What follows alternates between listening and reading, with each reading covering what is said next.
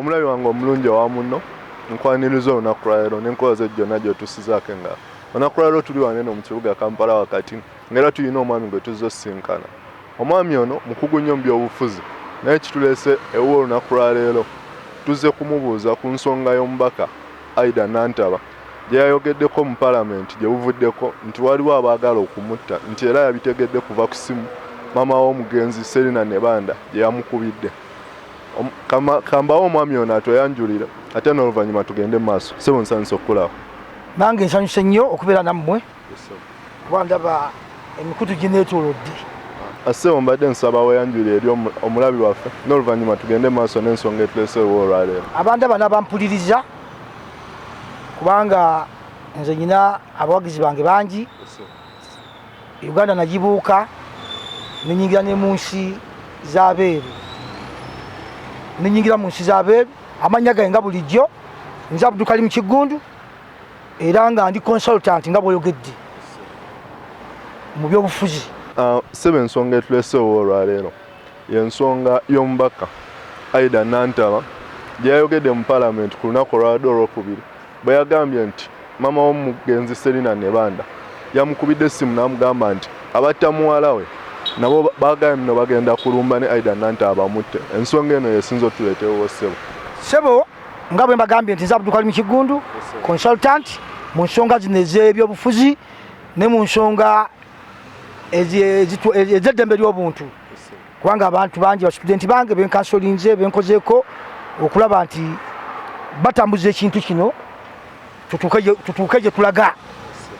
Ekisooka ensonga y'ebyobufuzi nsonga nkulu nnyo. Omuntu yenna abeemamanza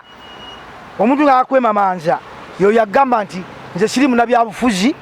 yo yagamba nti saagala byabufuzi naye buli muntu yenna asanga mulamu oteekwa kuba munnabyabufuzi kubanga ebyobufuzi byebiteekateeka ebyenfuna by'ensi byebiteekateeka ebyenjigiriza by'ensi byebiteekateeka buli nsonga yonna kubanga ne bobeera mu katale akatale akataliimu chairman tikanyinza kutambula. Kati kitegeeza nti buli muntu mu busaayi gwo oli munnabyabufuzi era agamba nti toyingira mu byabufuzi be babalabe ng'abo batukulembera bannakyemalira abazannya omuzannyo nga guno ogwa Animal Farm. Kakati ekibuzo ky'ombuuzizza njaga muwulirize bulungi nga bwe mbagambye nti ensonga y'ebyobufuzi omubaka Aida Nantaba nze lumu nasanga omanyize kati nganze consultant situukira ku kiri kyennyini naye mba kyo kyentambuliramu naye nasanga kanso bamuyita nku nnyingi namusanga ku pulogulaamu ya Bukedde TV nimugamba kyokola olaze nti weetaaga okunoonyerezebwako kubanga yavaayo ng'awabira Aida Nantaba ku kufa kwa bamuyita ani ono gundi Sebulime. Kakati yasijja gendayo nnyo ne mukitegedde namugamba face to face kubanga nze am a freedom fighter namugamba kyokola kyabutategeera kyabutaliimu kuba kitegedde lwaki nkireese wadde twanayita bbanga ttono nnyo President Museveni byakyusiza cabinet byakyusiza ministries ze n'amusuula era abansi abaniraana ennyo nabagamba nti tuza mukirabye ebintu bino tebiva kumpi ebintu biva wala. Toyinza kuddira Aida Nantaba ku mulimu gw'abadde akola kubanga ekisooka bamubba ono omubbi w'obululu Kalangwa chairman wa NRM yabba obululu bwa Nantaba mu kalulu ka NRM. Nantaba n'amulaga najja independent ne bamusituliranga mu bbanga era n'abakuba akalulu n'awangula naye President Museveni mu baminisita byadde akyusa mulimu ebikojogo baminisita ebikojogo naye ate akola ayetaaga okwongera obukuumi ate gwe yasudde era bwe nali ntudde nabagamba nti tamukirabye Katonda amuwaddeyo obunyama yaki yenvunyu ayogera nze consultant Abdulkalim Kigundu nakyogera kati wadde tonayita bbanga ttono lyonna lyonna yazze mu Paalamenti. Kati bambi Aida Nantaba onaleba Aida Nantaba kiyakoze kyadde kyabuzira naye omukyalo oli maama wa Nyibanda yatuuka ku buzibu muna mukimanyi kubanga Nyibanda yali omu ku babaka abaali bavuddeyo ng'ate bayuusi okulaba nti balwanirira obwetwaze bw'eggwanga Uganda. yafa mu fire kipumbafu ne bamugamba enjaga yemusse nenga n'abayaya basobola ku street banywa enjaga ne banuusa bino bikongosime ebiki ne babiranga balamu naye oli asobola okufuna chemicals zonna asobola okufuna fruit zonna nesobola okuyamba omubiri gwe okulwanyisa kiri ekintu bagamba nti enjayi yekoze eki yemusse kati ekyo ninkitwala eri bannayuganda abandaba n'abampuliriza nti bannayuganda abasinga obujjire kumbagamba kubanga zinabagamba sina kyenegwiriza negwiriza nnyo naye kati olwaleero bannayuganda mwetaaga kubategeereza ddala kituufu mujja okuvaayo bannayuganda abasinga beetisse emitwe gya nsuuluulu Nantaba bwe yafa twagugumuka ndowooza gwalinga mwezi gumu nfena nituzikira kati awo Nantaba nkyasimbyewo awo mbaleetera omugenzi Kirumira eno gundi eno gyenkutte omutimbagalundo gwenkutte kuliko ebintu bya Kirumira byonna byonna naye bwolaba obutambi bwa Kirumira alina bato gye yakola wane naggulu Kirumira ekyoka yali musajja musiraamu Kirumira yali musajja muyivu Kirumira yali musajja muganda Kirumira yali muvubuka Kirumira yali amaze okufuna training ekola ki kubanga ne mwali Museveni bwe yali ayingira ensiko abalina training zingeza Kirumira n'abatati batatuukayo nga munumba tinyefunza baani bakola kinene nnyo kanti bakola ki bajjawo gavumenti yaliwo okujja kati Kirumira yali alina ebintu byonna ebimusobozesa okufuna okubeera omuntu w'omugaso mu ggwanga lino oba ntegeera bulungi bw'otunuulira ebintu bye wano n'obitunuulira olabira ddala Kirumira okufa kwe kulimu abantu bangi Kirumira mu maaso mu myaka egy'omu maaso yali asobola n'okubeera omu ku pulezidenti wa Uganda kati abantu ababi kati abali emabega wa Nantaba era okulaba nti bamulinya akagere tebaali tebayinza kuleka Kirumira gwali mulimu gwa bannayuganda naye twagugumuka ndowooza wiiki egi olw'okuba bambi taata wa Kirumira yasituka n'agenda wa Museveni nga Museveni amuyise pulezidenti wa Uganda abantu baffe abataagala kubeera abatali oba mbayite ntya abatali ba strugglist be basooka okuvaayo ali balanga okuvumirira oyo yagenze bamuwadde sente taata wa Kirumira okusinza kira alabye twali tulina kumuyamba yali afaanaganako omuntu afunye accident omuntu yenna bwemusanga mukubo nga bamutomedde tasobola kweyamba gwajje gwolina omuyamba okulaba nti ekidduka kye kikoze akabenje kano okutaasa oba okulaba ono tutya mu ddwaliro kati taata wa Kirumira obudde bwe yalimu naye abantu abeetisse emitwe gy'ensuuluulu batandika okugenda ku mitimbagano Facebook, Twitter, YouTube, TV, radios nga batandika okugamba nti fe tumutadde oyo bamuguze naye ng'oli omuzira akoze eki afudde kiri kyentegeeza gwali mulimu gwaffe gwa bannayuganda okuba nti twali tusobola okutandika okwongera mu maaso struggle Kirumira yali akoze eki ye yatandiseeko naye olw'obusiru bwa bannayuganda beetisse emitwe eminene ng'obwongo tibuwera ate nga tebaagala kujja mu masomero gaffe tubasomese baazikirira awo kati lwetwalo oli ku Nantaba kati Nantaba olwaleero olabira n'omuntu nga kanso nku nnyingi ng'agenza omuwaabira nti gwavunaanako okutta omuki so abatta omuntu bali emabega w'okuyamba okutta kwani kwa Nantaba naye olwokuba nti Nantaba Allah yali akyamuwanzeeko eddusu ye n'asimattuka kati be bannayuganda balinga banku nnyingi oba kitegedde kati olwaleero bw'oleeta statement ya mama wa Nyibanda kati batandise omuvuma nti ate oyo atidde okwogera yavuddeyo ng'omuzira okola ekityo naawo buli muntu akola loolo ye yavuddeyo n'agamba Nantaba oli mu kaseera kaki kati toyinza mumubuuza nti wabyogedde n'agamba nti ki kati mulimu gwa bannayuganda okuprotectingani mama wani wa Nibanda kubanga Aida Nantaba yaleese ate ekirungi emitimbagano ne bwogenda wa obikula bukizino nti ayogera naye ate Nantaba okwogera kwe toyinza kulowooza nti yadde ayogera bwogezi kubanga ekyamuggisako baminisita ng'ate ye muntu omu ku bakozi betulowooza nti bakozi kubanga kati yavuddeko yabadde asinga baminisita mu bukozi naye naba ng'amutuuza kati ekyo kitegeeza nti omwana wa wano nadda wano mu senta yenna avaayo ng'ali ku mulamwa ogw'okununula eggwanga lino ali mu buzibu abaali badde bamuyambako abalina omuyamba be baffe baki bannayuganda ezo ensonga nzikubyekuyeko nzogeddeko kikyentegeeza kyenjawo okubategeeza ndi kati olwaleero ekiri mu ggwanga mukiraba kambawo ekyokulabirako ekisooka omulembe gw'emmundu gwaggwawo mu nsi yonna omukwasi w'emmundu abaliwa nga terrorist era ekyo kyatekebwako emikono olwaleero omusajja gwe bayita Dr. Richard Kiza Besigye yavaayo n'atandika okunyiga omusajja yamutandikira mu CA n'agamba ebintu byomukola si bye byatuleeta n'atandika okulabula bannayuganda ng'akyali mu kintu n'alwana n'agamba njakuwummula amagye asobole okwogera okuyamba ensi eno kubanga amagye babakugira era bamusibako n'avaayo n'awangula kuba yali mugezi nnyo abo ne bonna beyajja nabo okuva musika abasinga yali dokita amaze okufuna obutonyinge bw'amagye yali muvubuka muto gavumenti agiyingiddemu alabye ebintu ebitambula kati yali intellectual nnyo ate n'abeera intellectual n'abanga mwana waki wa Uganda kimwebolereze nga omutima gwe gulumirwa ki eggwanga lye ensi ye oba kitegedde n'avaayo n'atandika okusimba omusingi n'abagamba nti omulimu bwe tukozesa emmundu nabaana abatutawaanya bakozesa ki twagala kati system y'omuntu iteeke ebbali tukozese ekintu ekirala n'aluka Museveni ne gavumenti ye ey'ababbi kubanga president mulambo obujulizi we buli yakamala okutambula ng'avumirira buli bwanguzi ye head of state kati oli omwami n'atandika okukola ki okulaga bannansi ekyokukola najja ng'asuuza Museveni amaki steps yazza musuuza kati olwaliro tubadde tuuse ku step emala okukakasa ensi yonna nti mwali Museveni tonza mugjawo na kalulu kubanga mu bubbi wa kalulu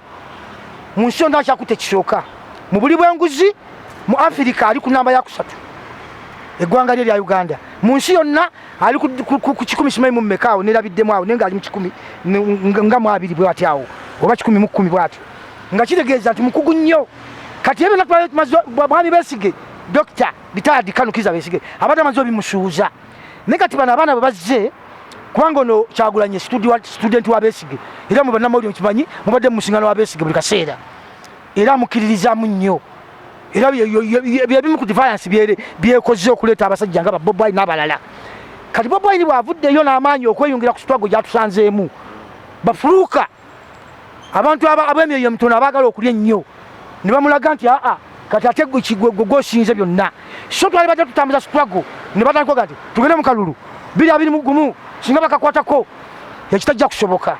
kikyengeza kutegeeza bannayuganda nti tubadde tumaze okusuuza step zonna ezetaagibwa okulaba nga tusukukula Museveni mu mirembe nga situyiye musaayi ate nga situgenze mu kalulu kabba akati abale batuza mabega era kino kitegeeza bannayuganda bandaba namwe abantu abali ebweru mwagala nnyo okukyusa eggwanga lino naye muyiga ebintu bino si byogera nti nze saga kukyusa oba njagala gundi nze nyina obulumi mundaba ndi ku miggo ndi ku kiki tuyise mu buwonvu ne bukko olwaleero struggle gye tubaddeko ebadde ku level nnene era tukyagitwala mu maaso eri ku level nnene si yakulindayo bya 221 yakusigukulula musajja ntusindika eri enduli y'omuti nituteekawo gavumenti ekola ki kubanga amategeeze mu nsi zonna ezirimu ebintu nga bino ebiri mu Uganda musobola okuteekawo gavumenti eyo ngezi ya kiseera nga terendeddwa butereevu naye ng'ejjidde mu mateeka neetuuka mu ntebe neeteekawo election eyaki ey'emirembe erimu democracy oba mumpulira bulungi kakati kyengezaho okubalaga nti bannayuganda babuguma nnyo katulayo Nantaba abamu balowooza kugenda mu constituency kumwesimbako naye nga Nantaba is a hero era ekintu kyaliko eyo challenge egenda eri president wa ggwanga nga kino kyendese kyakirumira era kirumira nze nsitula bannayuganda mbasitula mbategeeza bwe mbanga muli serious nga mwakununula ggwanga lino tumusituke tuddemu okubanja kirumira tumanye kirumira enfa yajja etya kubanga mwala bamulumba ewuwe abakozi ba gavumenti ne batwala emmundu zikajegere ne batwala zikuluduuza ne batwala zimasini zino bazitaani ezisala ebyuma ne bamusitula ewuwe nga basitula omugugu ekyo kyali kyakaggwa ekifo ky'okumwongerako obukuumi twawulira nti afudde era mu kwetaasataasa bagira bakwatakwata abapakasi bano abalima ku byalo bayiikiriza abasiraamu be bano so nga ekintu ono gundi omugenzi meja Kigundu enfa gye yafaamu toyinza kulowooza nti abantu kubanga yalina abakuumi nga batendeke naye enfa gye yafaamu nga kitegeeza nti ekintu kubanga police obuli mbitundu awo. This is my division, Rubaga division. Eye Rubya simanyiwa. Bu police obuli awo nabo njimanyi nnyo. Bwana jeshi mbako nawo. Bu police bonna bwalinga gundi zino ensene eziri mu nkuba nga bonna buli buti kibuswawo. Ne batto omusajja muzite nzibe nnyo. Gundi ono Kaweesa. Kwa Kaweesa neti yali mulungi. Kaweesa ayogera nzabu tukali mu kigundu. Kaweesa kubanga n'ebyogaga byaleka. Ensheka kasabuka kasandi Kaweesa naye yali criminal. Era ine emisanga gye nnyo kumubuzibwako. Naye empaji ya famu sije twagala fabagala emirembe. Ate pa tuna security. Naye empa ya famu. N'ebigambo byayogera nga bakutte bano abateereddwa mu kkooti ya military. Bayimbisibwe ne baani. Statement ezaawandikibwa bukedde okumala kumpi emyezi emeka. Nga batulaga data nti ono bamutemako omutwe yali makanika balaba bakola ki naye nga twali kanyego kavaayo eri munene ow'eggwanga President Museveni ne banne. Kaweesa enfaji yafaamu nga tagatta nkulaga. Ono gundi Mayombo yafa poison kubanga n'omulambo gwe gwali gwanze okuvunda. Yagenda okubusibwa munyonyi wa president nga takyalina kyebatakkiriza. Tiyali mulungi kubanga Mayombo mukimanyi yatta abasiraamu bangi awo ebisoluka wa naye ebyo sibe bikulu naye twagala yali badde agenda mu kkooti nawozesebwa naye enfaji yafaamu. Ono Nyakairima kubanga twayinza kulowooza kubanga bafulumya lipooti bulijjo lipooti zifuluma. Ono lipooti yazimaze emyaka 10 niziddamu nizifuluma mu nsi yonna. Ne Nyakairima eyava mu Uganda nga mulamu omuvubuka omutwali 20 n'agenda mu China akomawo n'afiira mu nnyonyi nga n'okuli yalinnya mulamu. Oba kitegedde gundi Kayiira Dr. Andrew General Kayiira ba yali mutendeke ng'ate musajja muyivu doctor. Oba kitegedde yattibwa wali ejindi wano ebuziga side makindi eyo. Abantu bonna abantu abafudde mada abantu abafudde poison. Oba kitegeera kakati nolabanga niba gundi omukyalo ono Aida Nantaba nga bannayuganda batunula kuba gavumenti obukuumi bw'abantu ab'omugaso yabulemererwa dda. Katulina okubeera nga tuli steady ku bulamu bwa Nantaba ate sikuba bubezi steady. Twagala bannayuganda nze mbagambye kati nga Kirumira akyali kalenti tuteekwa okuvaayo okuddamu okubuuza Kirumira enfaaye kubanga Kirumira omulimu gwe yagukola yakola omulimu gwe n'abagamba nti ekino ekitongole kiri absent kiriiwo. Oba kitegedde naye ng'ayogera ekyo lwaki omukulu pulezidenti w'eggwanga bw'abanga ddala ajja kufuuka ggwanga lino ng'alyetaaga lwaki yali tavaayo n'alaba Kirumira. Kirumira yali alina capacity yali asobola n'okuweebwa obwayigipi lwaki yabumuweerawo n'asooka agogola. Ekkola liri ejjujjudde okusinga okuleeta bano abajaasi abatenani kye bamanyi. Kati kyengeza okutereeza kyekiriwa Speaker Parliament kubanga nze Speaker Parliament mumuwaanawaana ennaku zino avaayo n'ayogera ku muntu obusanyusa abantu naye nze mulaba ng'omunafu byazza akola mu Parliament ya ggwanga. Era nze siri omu ku bawagizi be kubanga nze namugamba nti alina ebbanja ddene bw'otuuka ebusoga envunza ziruma abantu ne ku bukongovule buno obwaki obwegundi olina okutambuza akantu kaloti ng'onnoonya. Kakati obuntu buno envunza zibalumako muntegeera bulungi ab'ebusoga abaana bato bajjira mu buyumba kubanga omwana okugira mu nnyumba kando n'ayokya buba ignorant. Oba kitegedde ebira accident naye nga mulimu obutukola ki obutamanya. Ebusoga omusajja asula mu kasiisira omusanga n'abaana 6 alina abakazi 9. Ebusoga muli joni za Uganda zonna ebusoga buli lunaku ku mawulire mwe bannamwe mukimanyi wavaayo ebyewuunyisa nga bw'oyinza okugamba nti embaata yatambuza omutwe bye biri ebusoga ng'ate muntu munene byakola mu Parliament erina obuyinza. Lwaki talangirira n'agamba kati kambawo ekyokulabirako era nfunye ne chance n'obulumi bw'amaanyi okulaba nga zaake bamuteeka mu kakiiko kaki akakwasisa empisa mu Parliament kubanga yagamba Profesa Nawangu nti byokulasi yamunenya ne bamuteeka mu kakiiko. Zaake ali ku nsonga z'abantu ba Uganda ze beetaaga. Kayindo Tafiire yabadde Minister wa Justice mu Parliament yemu yeeyo yagamba nti mwijuke fuluma bweru nkulage bwe yakoma ku ekyo n'abagamba bali abali mu Parliament nti muddemu mubyogere njabalaga ngali mu Parliament mwennyini ku flow. Oba kitegedde ono Minister wa Security ono gwe bakuba eriiso mu lutalo olw'ekiyekera General Tumwine yagamba Cecilia nti I'm going to I slap you kiyekka n'abalala bonna n'abagamba nti mutumanyiriza gye twalwanira mwaliyo kajuze ebadduwane esembabule asiba mbaka parliament nesiganga etudde ekibafu ekiri awo ekizimbe kadiza ekizimbe kya parliament nkiyita container etunda emigaati container kubanga basibye mu baka parliament ewa ogundi sekikubo Federal sekikubo nze nganze freedom fighter consultant nategedde nimpuye nakuni ngaba Uganda who is Uganda parliament yali badde situka bonna n'abalema abakiikirira abalema ne bavuga obugali ne bagende Masaka ku kooti numbaka parliament ne bamumanyira ne bamutwala ku 5 paka kooti kimande ombaka parliament kati ate abantu bakiikirira basuka mu mutwalo wango va constituency yakiikirira n'otwala Uganda yonna katuli ku ki ebigamba byenjogera muve kwano be mukwatakwatako mwengamba bannamawulire abali mu katemba bandabye nenze njogera ebyo byennyini ebigenda okubayamba mwe bayusa abasomye emirimu gino muganyula mu nsi yammwe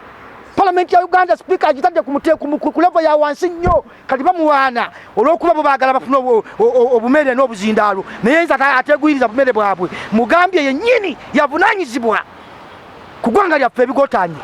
vaayo okole parliament kyalina okukola bakugobe tulangiriye eggwanga tuli mu katyabaga kati mbadde ekyokulabirako abataga kuyiga kati abantu bati emitwe gira bikanudde memba parliament bamukwata ebyesirusiru nga ali mu kitundu kyali ku nsonga y'abantu be ne bamukwata gyoba bamukwata nga alina omusango era koyo nini bali muwadde nti genda sawa bwezi tujje mu kooti memba parliament honorable member of parliament asobola okukola impeachment esobola okujja mu president nena abira mu parliament speaker ali eno basitwa mitu baloza balanga kitutegeera faje tuli abategeera era kyova nti omwana w'omukiga beesiga agenda kubakubwa ajja kubajjako kakibe kyajja kubajjako kati omusango amaze ogutereeza empapula ezigenda mu ICC I support him n'abantu bonna bamusupportinga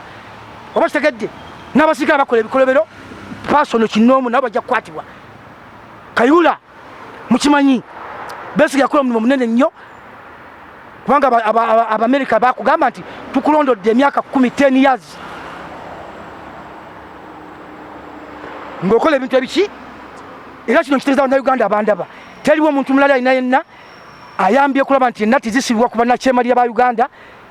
akoze omulimu ogwo okusinga Dr. Kizza Besigye naffe Abdul Kalimu n'abantu abalala bafanagana abali mu bintu ebyo so si bino bya mwaka gumu nti oba ebiro besatu tumaze kye nabagambye nti bwenadde ntandika program nagambye bwe nti tuvudde mabega nga tujja tuluka layini ezitwala bannakyemalira kati oli agamba nti ali tulinda 21 abatuzzawo gye twatandikira myaka 3 emabega oba kitegedde kati n'olw'ensonga eyo Aida Nantaba kati omuvunaanyizibwa buli Bannayuganda okumuwa obukumi obumala tuvumirira Bannayuganda tuvumirira abantu abalinga nkunyingi bwe bakugulanga looya ekyo si kibi mulimu gwa gusoma naye yaavaayo n'azanya politics yennyini ow'ekipumbavu Aida Nantaba omuvunaanyizibwa nze atali looya nange ndaba bulabi musango ki ogumuvunaanyizibwa okujjako eggwanga lino lyasaanawo omuntu yagenda ku polisi lyekubira omulanga nti waliwo ba enemies abakolaki abanondoola ye talina bukugu obwo bwakumanya kubanga ye alina information ezimuweebwa nti waliwo bakulondoola kati okukola omulanga ogwo okuba omulanga yali ali mu rights ze kati gwali mulimu munene ogwa security gw'okukola nayo ne bamala okukwata omuntu bamusibye empingo bamutadde ku mmoloka bamuggyako ate bamusuutinga amasasi kati nga govaayo gamaja Nantaba olina omusango abo bantu abazanya ebyobufuzi ebyokwagala okulya obuli emmere kuuta wuusi mucomo era Aida Nantaba talina musango ku nsonga za gundi yafa kati nze nganze kakensa consultant nkimalirizo kijja mu ddiiro omuntu yenna avaayo okuvunaana Aida Nantaba yetagana kebera bwongo bwe nkiddamu kubanga mpula nennaku singa nina obuyinza nkuteeka eruzira nze nowoza nimpoza naawe omusawo gw'omuvunaana Aida Nantaba mvuna mulamba abavuka mbabuulira this is a serious issue njaga onoonya Aida Nantaba bamuvunaana musango ki ku kufa kwa Kigwaggundi kwa Sebulime omuvunaana musango ki nga tolina bwongo bwetaaga kutwala babutabika oba omuvunaana musango ki kakati kino kiyayogedde noono mama wa Nebanda yavuddeyo nga muzira ye lolo eyagikoze kati gobaga nti ate amweganye addemu ayogera ekyo muwala we yafa kati ate neyaddeyo ati ayogedde amaze kati aida Nantaba oli mu trouble kasa mukama wo yayonga nakujja kuba minister ekyo kabonera akalaga nti enkwe ziva wala mission ziva wala kubanga aida Nantaba wali otaga kuongezebwa bwongezebwa lanka natukakkanya nefe mbaffe fe mu bannayuganda tukongera lanka tukongera ki lanka bali abagabezi obucupuli oba bazikumma fe katukuwa enziju vuza nyini ezaffe gwetaga lanka era singa katambika no nabo kalabyeko olina okunnonyako njogedde bingi kati ndi mukumaliriza nekinyaga okubategeeza kyembawa bannayuganda abali mu Uganda bannayuganda abali mu nsi mu Amerika nina abawagizi bange mu diaspora mu Amerika nina abawagizi bange mu Bungereza mu nsi yonna the whole country naye ebintu ebimu timuntegeera mangu nebino byembagamba mbambiinako research ate nkozesa n'obukugu bwange nabagamba nti omuntu omulungi gwe twegomba aba ne diguli 3 nkiddamu buli kaseera abantu bakimanye diguli esooka gaba magezi mazaale diguli eyokubiri eba ya ssente baba tulina ssente tosoma eba yakusoma diguli eyokusatu eba ya myaka kakati omuntu atasobola kufuna mukisa genda ku university aba ayinza okuba nebbiri bwoba bazaali banga tolina magezi obeera n'emu bwoba oli myaka gyennimu ey'emyaka naye badiguli era bwobanga nayo togirina kati obeera mu trouble noonya ba professor bakuwabule bakutereeze be bantu abagamba nti Nantaba balina omusango be babazaalibwa nga tebalina kantu konnaako ne diguli zo muzitegedde emitendera gyazo ogiyize gwe yusi mugiyize diguli zo muzikozesa nnyo zijja kubayamba dizibeera meka omuntu omutuufu ali mu level enyuma naye ng'omuntu abasinga obungi balina meka ezo bazikubulako zenyuba toliiwo ey'amagezi amazaale n'ey'emyaka buli lwotambula oba osoma oyiga oba kitegedde kakati essimu yange eri ku WhatsApp eri 0 abampuliza bansoma jayo akatabo jayo akapapula wandiike 0 772 55 21 34 endala 0 752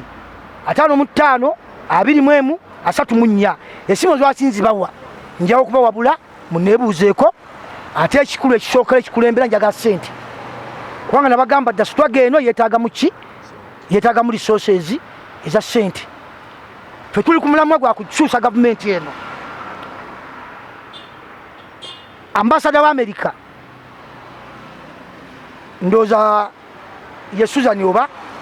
bw'abadde asiibula eggwanga lyaffe Uganda ekisanja kye nga kiweddeko nga baleeta omulala awadde amagezi yeebazizza Museveni ne gavumenti ye okwenyigira mu kulwanyisa terrorism mu Afirika n'amulabula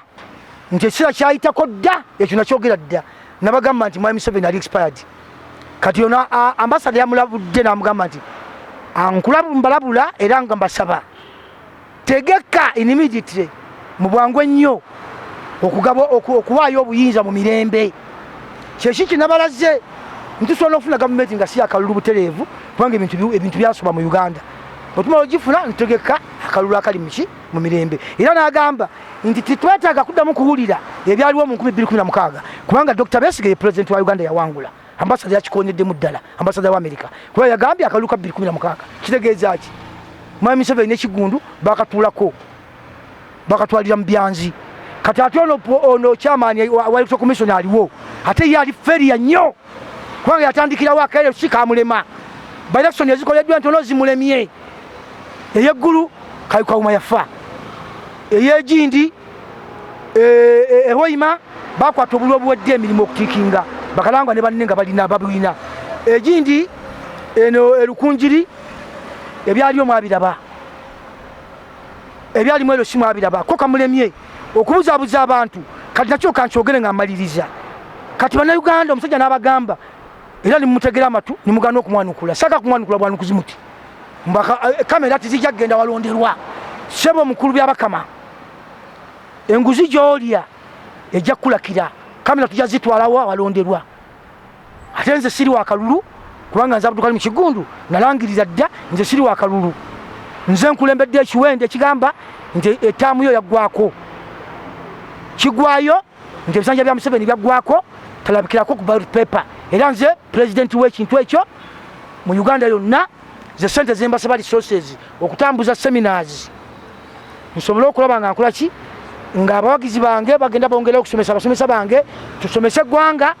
ngeri ki gye tuyinza okulemesa Mwami Museveni okulabika ku ballot paper kati America ekikonyeemu emugambye tegeka okuwayo obuki naye ndi muwanguzi kubanga nze mbagamba nti buli ngeri yonna akalulu tukajja kumugjawo ate tutwagala mundu ate tutwagala mayinja twagala mirembe nenga tukozesa force yaffe eyeddembe tuba constitution ya Uganda Mwami Museveni tulabikako ku ballot paper ku 221 tulabikako ku ballot paper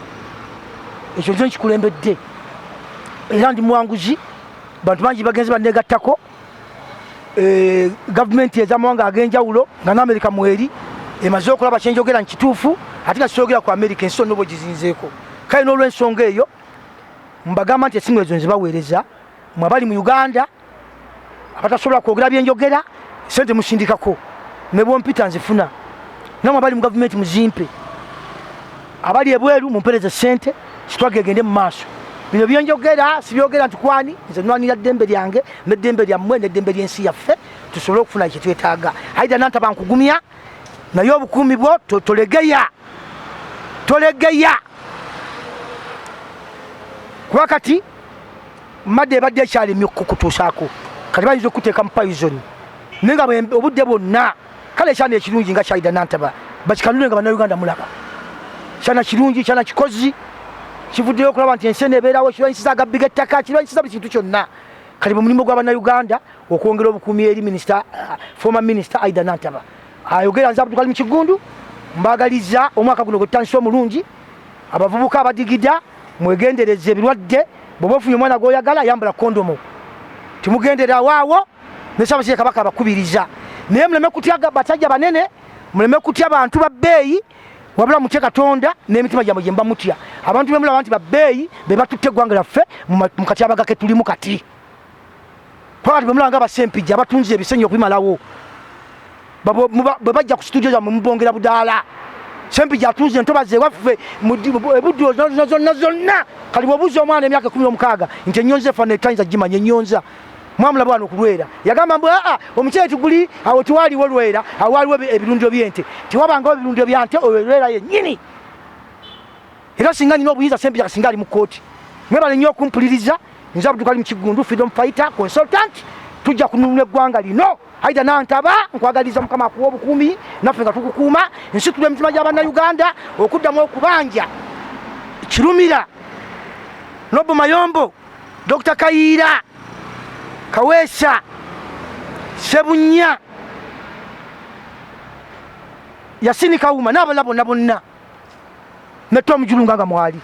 tubabanja nesujja babanja nga tuzinze mikono mwebale nnyo okumpuliriza ate mwebale kunjagala ninjaga sente musindike sente sitwagegere mu maaso. Assalamu alaikum warahmatullahi wabarakatuh. Professor muwulidde ebigambo ebibadde bingi abannayuganda abakubiriza muveeyo mubanje abantu baffe abaafa ne sente muziweereze enamba zibawadde n'abali mu gavumenti abasabye sente tetumanyi oba ye banaabeera tebamuguze buguzi naye ensonga zo bwe zityo bwe zitambudde. Nsigadde ndi Damba Eric webale nnyo kulaba munno toyanza mweraba.